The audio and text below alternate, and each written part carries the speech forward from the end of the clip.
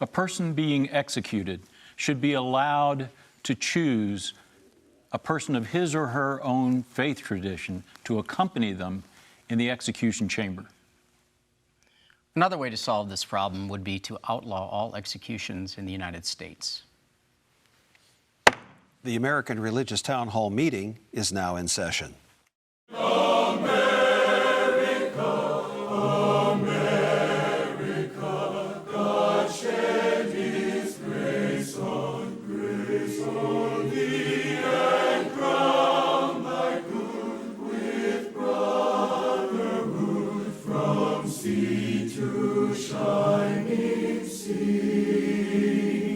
Welcome, friends, to the American Religious Town Hall meeting, where the discussion of religious, political, and social issues is meant to promote the cause of religious freedom and to help us better understand each other.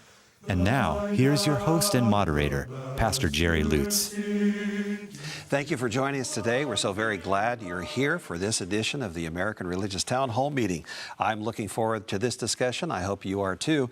Before we begin, let's have our panelists introduce themselves and tell us a little bit about what they do. Let's begin with the gentleman to my right.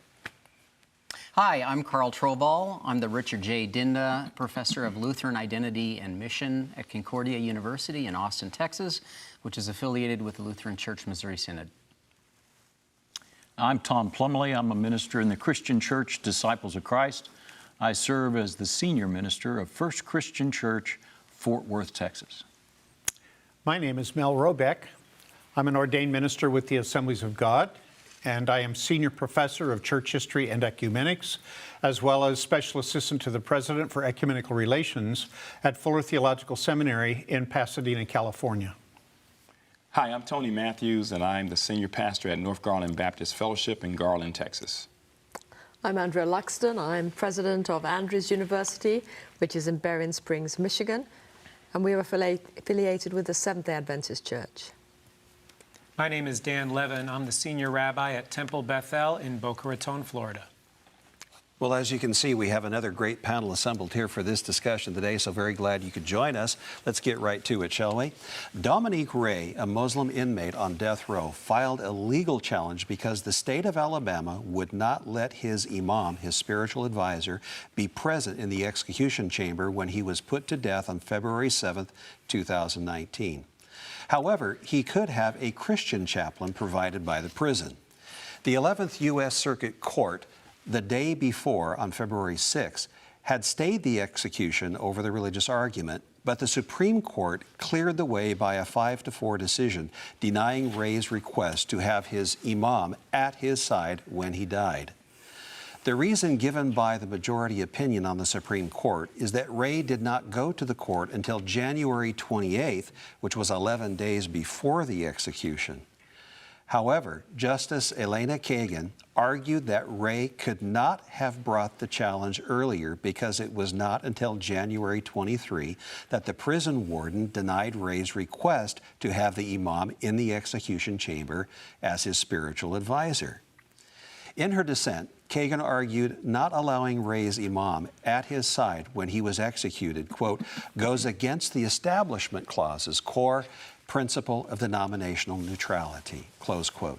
Kagan and the other three dissenters called the decision profoundly wrong that a Christian prisoner can have a person of his or her own faith in the execution chamber, quote, but if an inmate practices a different religion, whether Islam, Judaism, or any other, he may not die with a minister of his own faith by his side, close quote. I'd like our panelists to consider these things with these questions in mind. First of all, do you agree or disagree with Justice Kagan when in her dissent she wrote, Ray has put forward a powerful claim that his religious rights will be violated at the moment that the state puts him to death? Another question, can a state's reasonable security restrictions surrounding an execution ever rightly include restrictions on the inmate's religious freedom? And then finally, what does this decision say about our town hall charter, which says that we want to show the world that here in America we believe in civil and religious freedom? That is our subject for today. Let's return to those who helped to begin the program. And for that, let's go back to Reverend Plumley. You helped start the program, then we'll come over to Dr. Trovall. But tell us more of your thoughts on this subject, please. Thank you. I think this is an important issue, and you know the oddity of it, I think, is that the Supreme Court's decision was based far more on the technicality of the timing of Mr. Ray's challenge to the warden's decision than it was based on the merits of the warden's decision.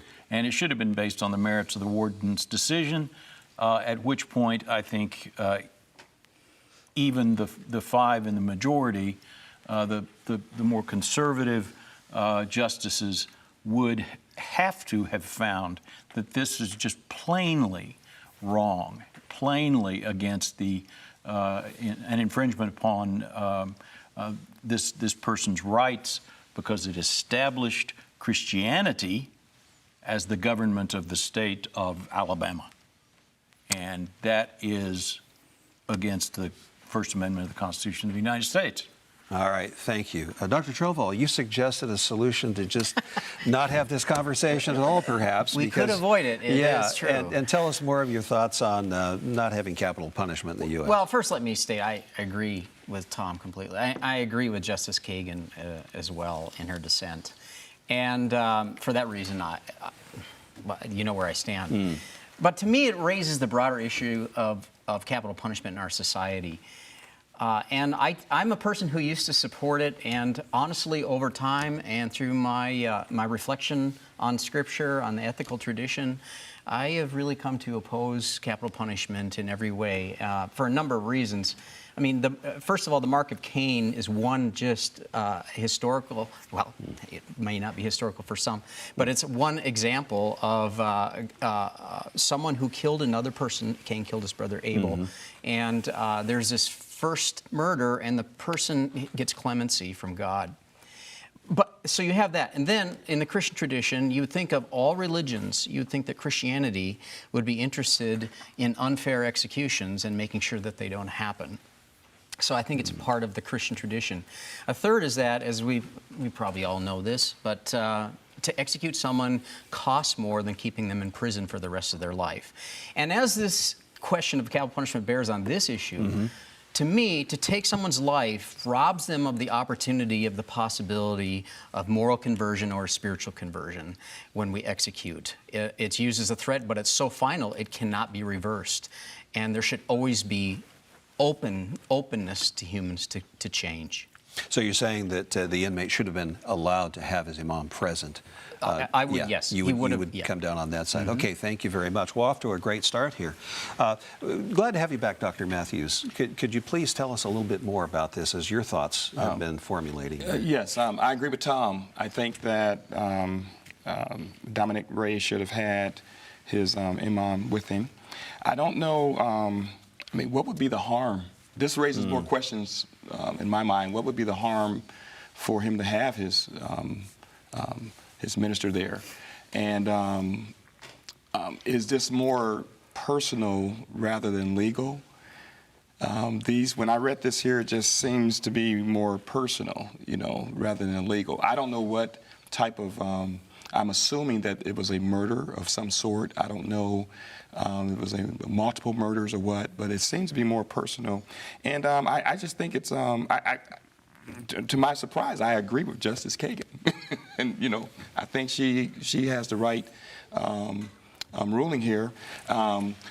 Conversely, with Carl, I do believe in the death penalty. And I think if it's a clear-cut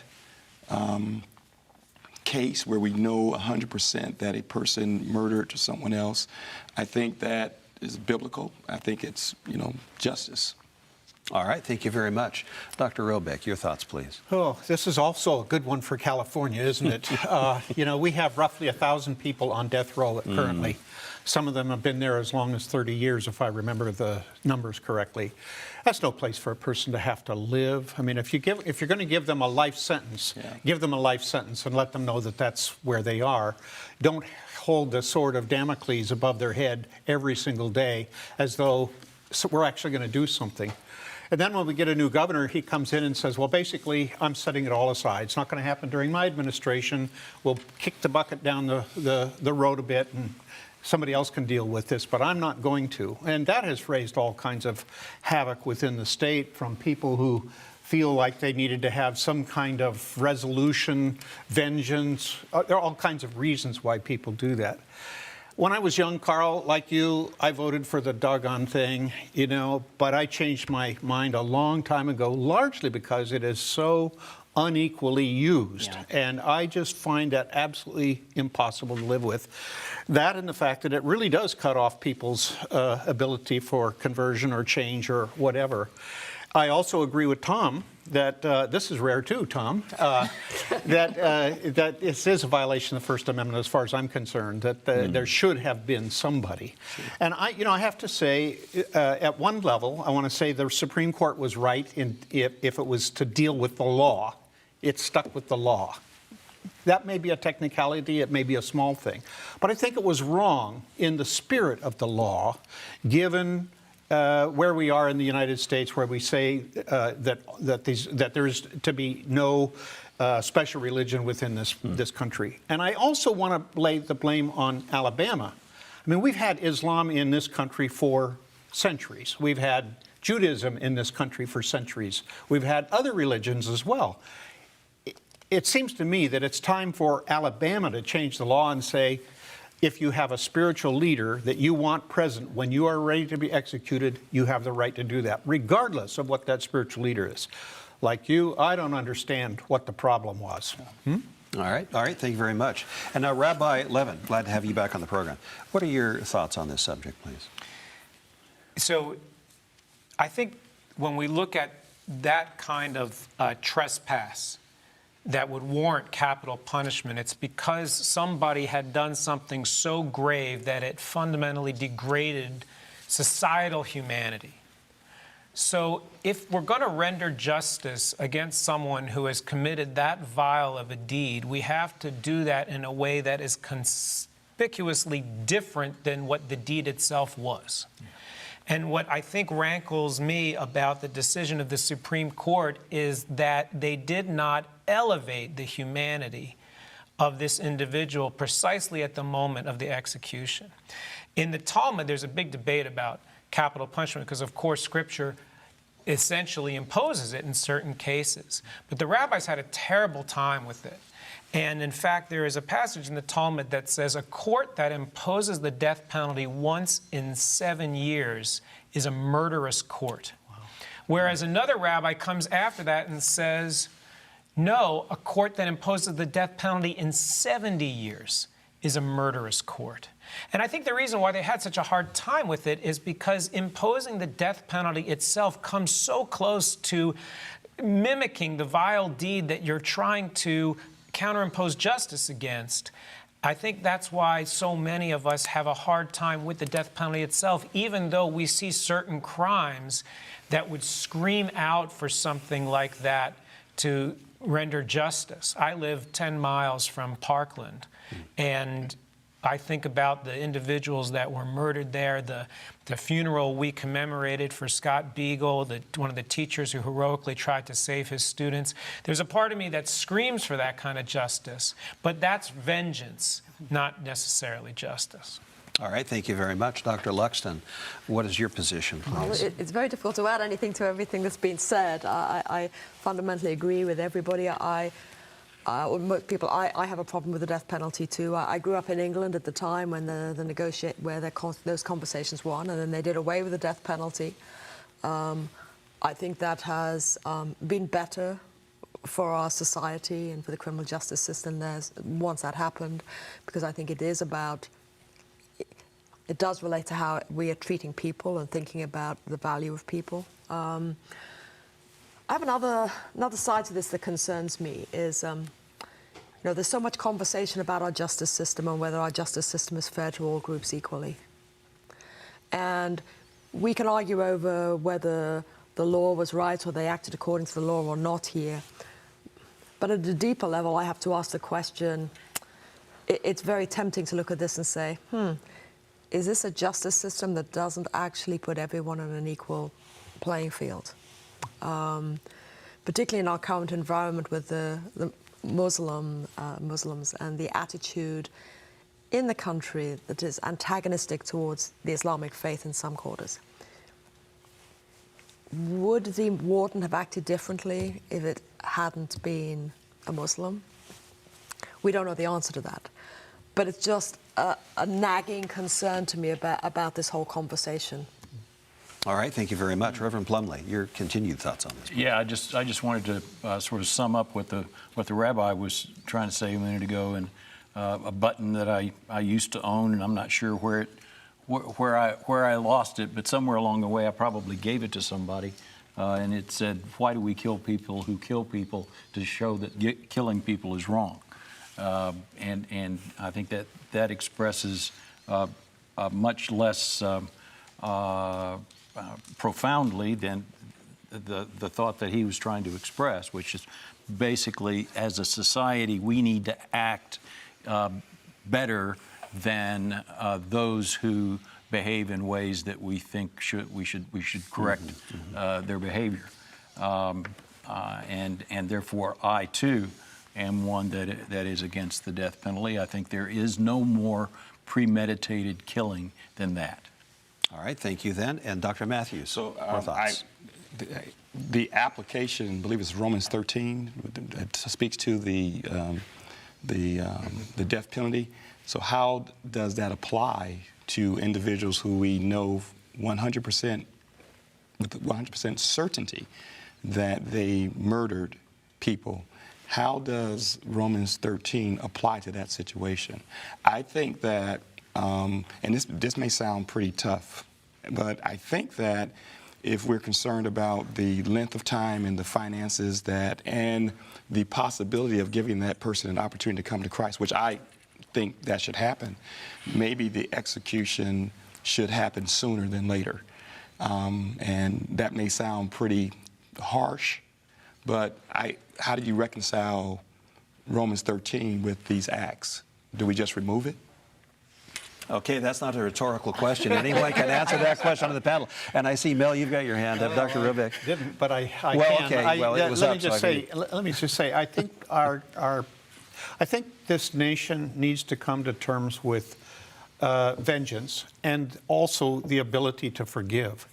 You know, when I think of an Adolf Hitler, I am pretty sure I would have been quite happy had he been executed. Then again, if he were imprisoned for years and years and years, he would have been tortured by having to think about all the stuff that he did. Maybe.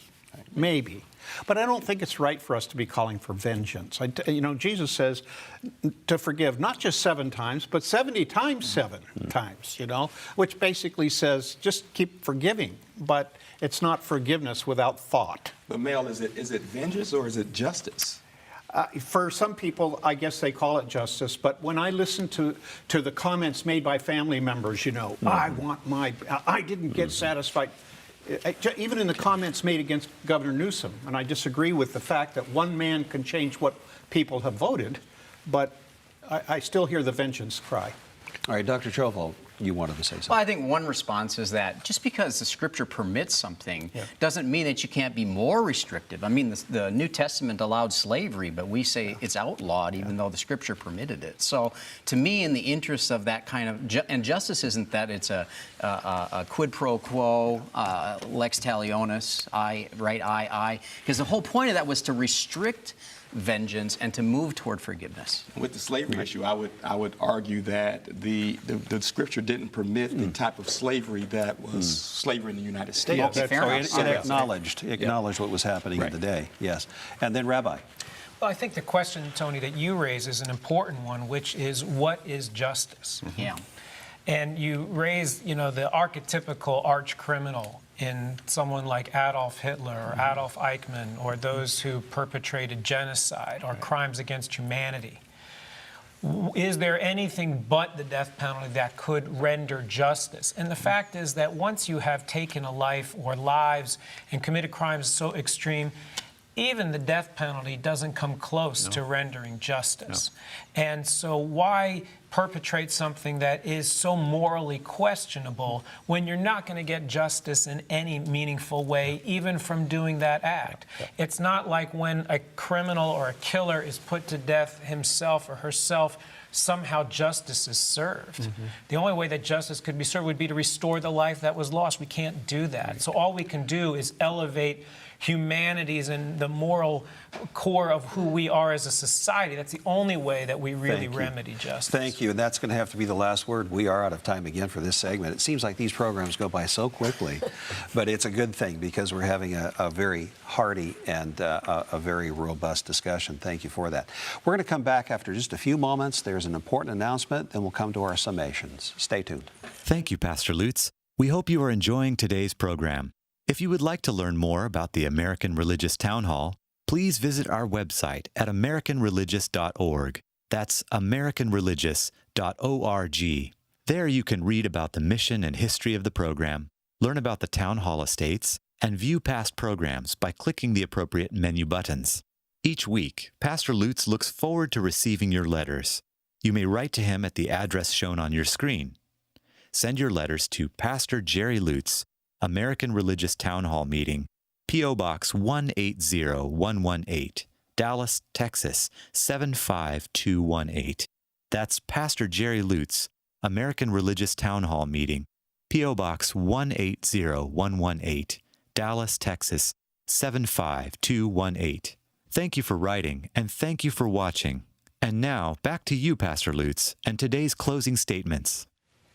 Thank you, Mark. I do look forward to hearing from you, and I will encourage you, as Mark has, to go to the website, and you can find out more about the Town Hall Estates, what services they offer. It's a really great program and a great service they do offer to the communities. And we do look forward to hearing you as you have suggestions to make about future topics or subjects. But for right now, we want to go to our summations for this program. Let's begin with the gentleman to my right. Dr. Trovall, you're first. Apart from the broader issue, I think in this specific case, this just makes me sad and weep that a person left this earth without being able to consult with their spiritual advisor. And I find that to be a profound injustice. All right, thank you very much. Dr. Robeck, your summation, please. Yeah, I think it's absolutely critical in this country that we call united, that we not privilege one religion over another. And I would urge legislators to look at the laws that are on the books regarding those who might be present at the time of an execution, if we're going to continue executions at all, and ask them to build a better series of laws so that people don't get stuck in things like this as well. I agree that this was probably a miscarriage of justice. It was right according to the law, but it was not right according to the Spirit. All right, thank you. And then Dr. Luxton, your summation. We haven't spent a lot of time talking about the warden here and why the warden made the decision that he made. I have a problem right there. Why did the warden not look out for this inmate as for others? And I think something is wrong in that action there. So the Supreme Court may have acted according to the law, even though nearly half of them felt they could have taken a different action. But there's just something here that leaves a little bit of a sour taste in your mouth about the dignity that has been given to this individual because it appears to be because they are of Muslim faith. That's problematic to me. All right, thank you very much. And now, Rabbi Levin, your summation, please.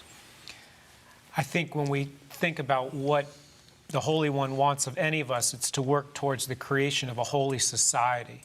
And in a holy society, which we have tried to fashion here on these shores, there are two fundamental truths that we need to ensure. One is that we are constantly heeding the book of Deuteronomy's call to pursue justice. And finding out how to do that is a fundamentally important and complex question. But the thing that I think has made America great is the idea that we promote the freedom of religious expression in all of its vagaries and forms, and that we do not do anything to prohibit the free exercise thereof. And so when the instrument of the state, at the most important moment of a state's mission, imposes on the fundamental freedom for which America came into being, we know that we've misstepped. All right, thank you very much. And Dr. Matthews. Yeah, I think people should be able to have their spiritual leader with them if they are on the verge of dying from an illness in a hospital, from an illness or complications of health in a nursing home, and to an execution chamber. All right, thank you very much. Reverend Plumley, your summation. Thank you. If we're going to continue to kill people in such a premeditated way as we do in this country, then we must do so in a way that is, at the very least, is consistent with the values that are ensconced in our primary documents, including the First Amendment religion clauses of our Constitution. All right, thank you very much. I really hope this has been a helpful discussion for you. It's always interesting to me when we enter into these programs as to which direction we're going to go as a panel, as you have made these responses and give your opinions. And I've even noticed that there's an evolution of thought even here on the panel as you are expressing yourself. Sometimes you're brought to a different position, or at least a modified position. And that's also, I think, important and a good model that can be shared to other congregations and to the people with whom we work, to see how you can have a discussion like this, even though you don't always agree. Now, there was consensus here. I think everyone agrees that this inmate, Dominique Ray, should have had his imam present. Am I correct about that? I think so, around the table, clearly. But we're not on the Supreme Court, unfortunately, or fortunately, however you might want to look at that. The decision has been made. But it certainly is wonderful to live in an environment where we can discuss it openly and freely and even disagree about that. And that's the genius of this program. So thank you. Thank you for tuning in. For now, the Charter of the American Religious Town Hall provides that Roman Catholics, Protestants, Jews, educators, and others may appear on this program and can declare their beliefs without hesitancy. And the rest of the members of the panel will uphold and guarantee that American right to all who will appear, irrespective of race or creed, so that the rest of the world can see that here in America we believe in civil and religious freedom, not only in theory, but in reality. And so now, friends, until next week at the same time and over this very same channel, the American Religious Town Hall meeting stands adjourned. And may the God of all of us bless all of you.